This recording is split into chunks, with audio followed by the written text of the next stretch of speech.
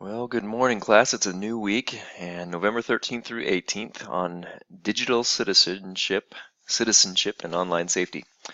And so we're talking about these important items that come as a part of our class, and it's sort of a unit all to in its own in 1 week. And so you just have one unit for this week, and then we'll move on to another unit next week. Well, next week actually we have Thanksgiving, so no classes or no activities planned for next week. And then we have just 2 weeks after that to finish out the class.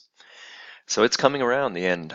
But for readings this week, you have textbook chapter 7 and chapter 8. Chapter 7 is about these online safety principles and so forth. And then for graduate students, you have digital citizenship, it takes a village. And this talks in more depth about how to support digital citizenship and the importance of doing so in your classroom.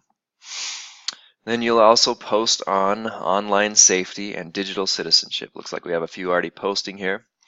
So there are plenty of examples in the news of problems where social media and online tools are not used appropriately, or when the use of these gets students and teachers in trouble. And so you can find a news article about this and post about it. It's pretty interesting actually how much you can find out there. And so I'll also briefly discuss the issue at hand. So what was the issue in the article that you found, and how an idea from chapter 7 in the textbook could have helped the people involved. So if somebody did get in trouble, maybe you can post about how something in the chapter, if they'd followed that thing, they would have been better off. And certainly that could be the case for a lot of different people. And then just as a reminder, the classroom response presentations are due this week, so make sure you complete that by the end of this week, due November 18th at 11:59 p.m. Looking ahead though on the schedule, we only have next week, which is the Thanksgiving week, so no activities, and then we have 2 weeks on differentiation with technology. And so of course the very final assignment for this class and the next assignment after the classroom response presentation is the differentiation with technology learning design. So I wanted to take a minute and introduce this as well. That way you'll be able to, if you have time, to start working on it once you're done with your classroom response assignment. So the purpose of this assignment is to assess your understanding of differentiation with technology by requiring you to create a differentiation with technology learning experience.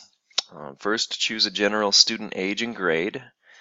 And likely for those of you who are teachers, you can choose the grade and age that you teach. Then choose a subject area to teach and a learning objective within that subject area. For students who are K-12, again, you may want to choose one or a few South Dakota Common Core content standards. Design a learning experience that meets your chosen content standard or learning objective. This will make up the basic learning experience for your average student. So you're going to design a lesson, kind of your basic lesson, I guess this is the idea. Design just the type of lesson that you might design. And then when you have designed your basic learning experience for your average student, it's time to differentiate for different levels of student readiness, interests, or mode of learning. First, describe 2 different students who differ from the rest of the class on readiness level, interest, or mode of learning.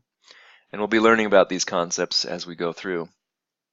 Tell how they differ from the other students on one of these areas, and describe a tool or technology that could be used to help each of these 2 students learn that subject matter differently than the rest of the class. So it still relates to the lesson plan that you created, but you're thinking about how to adjust that lesson plan for students who have different levels or different ideas or different items. Then give a timeline of activities showing how these 2 students would learn differently with technology, but at the same time as the other students in the class. So here's what you should include in a document uploaded to D2L for this assignment.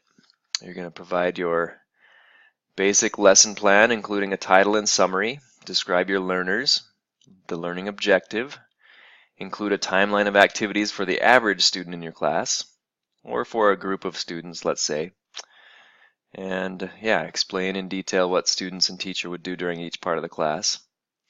Then describe one student that differs from the other students, and describe a tool or technology that can help this student to learn the subject matter differently than the rest of the class. And provide a timeline of activities for this student, showing how he or she would learn differently with technology, but at the same time as the other students in the class. And then you do that again for another student who differs as well, and provide a different timeline for that other student.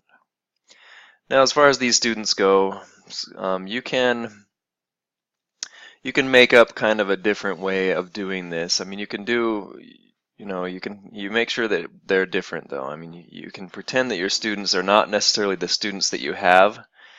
You can pretend that there are students who aren't in your class that you're saying are in your class, and so forth. But just provide a good timeline, a good idea of how they could learn a little bit differently this subject using some technological tool than the rest of the class. And that would supposedly cater to their readiness or interests or mode of learning, as we'll talk about.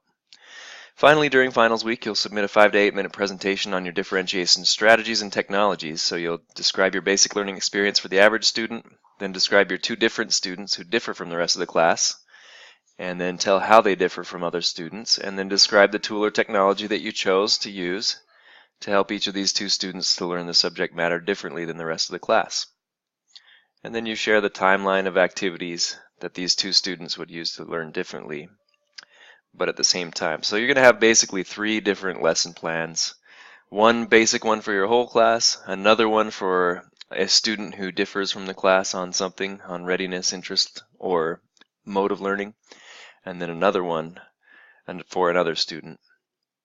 And you'll describe these all, your lesson plan, and then your basic lesson plan, then your changed lesson plan 1 and your changed lesson plan 2 in a presentation that you'll record and submit to the class.